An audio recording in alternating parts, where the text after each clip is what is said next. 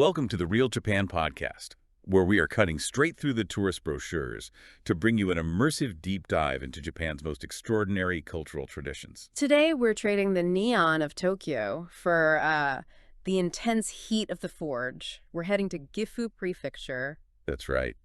Our mission is to analyze a full-day, hands-on experience, learning the foundational art of Japanese bladesmithing and actually forging your very own knife from raw steel. From a piece of metal. We're going to walk you through that entire 360-minute journey, dissecting the precise steps from controlling the fire to the final dramatic quenching. It's a profound, physically engaging process. It really is. And, we want you to stick with us right to the end on this one, because we're going to reveal the specific sort of scientific reasons why the final outcome of your knife is influenced not just by your skill, but by things like the weather. Right, the humidity in the air, even the temperature of the day you forge it. It's those spontaneous elements that make the resulting blade truly one of a kind. Absolutely.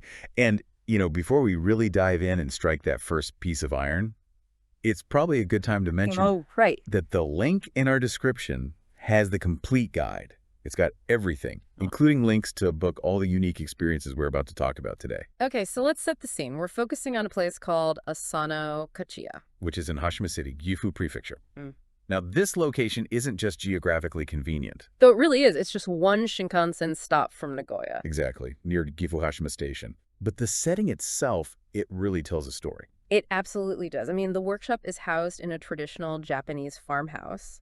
So you immediately get this sense of history. With the heavy high beams and the walls. Yeah, the tsuchikabe, those incredible clay walls. It just gives it this refined, historically rich environment, perfectly suited for an ancient craft. And the person at the heart of it all is Master Taro Asano. A swordsmith with, nearly 30 years of deep experience. And his entry into the craft is, well, it's fascinating because it started so young. Right, at just 13, after a simple knife-making experience. But it wasn't the final product that captivated him. It was the feeling of it. It was the feeling, the intense physical feeling of just manipulating metal with his hands.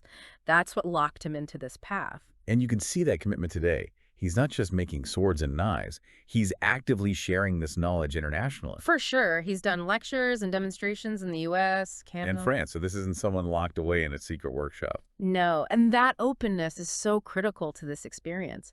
His workshop is open to anyone, regardless of your skill level. Which is pretty rare in the world of Japanese swordsmithing. It's very rare. I mean, it's often tightly regulated, apprenticeship-focused. So his willingness to share these techniques with a broader audience, he even has a French apprentice, is a truly valuable opportunity. And the region itself, Gifu, is really the geographical and historical heart of this craft. It is. Mr. Asano trained in Seki City, which is often nicknamed the City of Blades.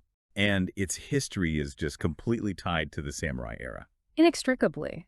It rose to prominence because of its excellent natural resources. You had high-quality iron sand, abundant clean water, both absolutely necessary for superior forging. So when people hear Seki, they're probably thinking of legendary swords from the warlord era. Absolutely. But that legacy has transitioned. While the focus on swords has lessened, Seki remains known globally today for producing high-quality, practical blades. Kitchen knives, scissors, that sort of thing. Exactly. So when Mr. Asano teaches you to forge a small utility knife, you're tapping directly into a tradition that stretches back, 7 centuries. It's an unbroken chain of knowledge. Okay, so let's move into the full-day itinerary. Let's talk about the why of each step, not just the what. The morning kicks off with preparing the fire. Right, and this is where we get into the really crucial technical parts. You use a traditional tool called a frigo to blow air and stoke the charcoal. And the frigo isn't just a big bellows for making the fire hotter. No, not at all. It is the master's primary tool for precise temperature control. Which is everything in bladesmithing, isn't it? It's the most critical challenge. Too cold, the metal won't forge properly. Too hot, and you risk burning off the carbon, which ruins the steel's ability to harden. So being able to read the charcoal's color, the wind, that's the first real sign of mastery. Exactly. Once that iron is glowing, the core work begins. The hammering. And this isn't just about shaping it. No, the real purpose here is metallurgical. This is where we need to talk about folding. Right. Traditional Japanese blades are famous for their layers. You're not just stretching the iron, you are repeatedly hammering it, folding it over itself, heating it again, and repeating that process. Dozens of times. Sometimes. And this layering does two vital things. One, it evens out the carbon content in the steel. And two, maybe more importantly, it physically forces out impurities and slag. So all that rhythmic striking you do with the artisans guiding you, it's about purification. Purification and strengthening the grain structure. It is intensely physical work. I really appreciate that the workshop takes that into account. They have hammers of different weights. Yeah, so it doesn't matter if you have a lot of arm strength or you're a total novice. You can still fully participate in the act of creation. So that whole morning, from 9:00 a.m. to 11:30 is all about forging and purification. Then you move to filing and shaping. Right, using a metal file to smooth out the surface, start defining the edges, and the blade is still soft at this point, not sharp, so it's a safer process. A chance to focus on the aesthetics, the symmetry. Exactly, before the final hardening stages. And after that intense morning, you get a necessary break. From 11:30 to 1:00 p.m., you refuel with a bento box lunch. And they're really good about accommodating dietary restrictions, allergies, things like that. So everyone can recharge for the intense afternoon ahead. And when you come back at 1:00 p.m., the whole atmosphere shifts. It does. You move from creation and shaping to the really dramatic process of tempering and hardening. This is where the metal transforms from soft iron into functional steel. So tempering, that's heating the knife up again and then quickly quenching it in oil. Right, and this is the moment where the internal structure of the steel literally changes. I think it's fascinating why they use oil instead of water, right? Yes, water cools the steel too fast. It can cause all this internal stress, leading to microscopic cracks or just brittleness.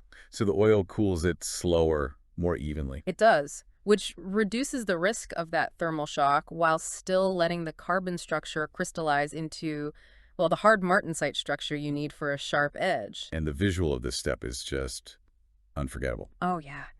To accurately check the iron's condition before you quench it, you're looking for a specific uniform glow. The room has to be in complete darkness. They close all the doors of the farmhouse. All of them. And when that glowing steel is plunged into the oil, you get the spectacular reaction. Flaming sparks, flashes against this pitch black backdrop. It's mesmerizingly beautiful. A real collision of fire, chemistry, and physics. And while the artisans often handle this step because it's high risk, you can actually request to try the quenching yourself if you're keen. To have that physical connection to the blade's most critical moment. Exactly. After that, the final step is sharpening. Meticulous work with a whetstone and water. And the artisans are right there, teaching you the specific angle and speed to really bring that edge to life. And once that's done, you've done it. Your unique self-forged knife is finished, ready to take home immediately. Ready to be used as a fine paper cutter or a unique utility slicer. So we've walked through this incredible day of crafting and hammering. But if you want the full picture, all the logistics, pricing, and the links to book this amazing experience, visit therealjapan.com. You'll find the complete guide on traditional Japanese knife experiences there. Okay, let's go back to that promise from the start. Why is the finished knife truly one of a kind, influenced by the weather and even the smith's disposition? And it connects right back to the physics of that quenching process we just talked about. Exactly. The humidity and the ambient temperature of the forge on the day you make your knife directly affect the cooling rate, even in the oil bath. And this influences the yakiba, the visible hardening line on the blade.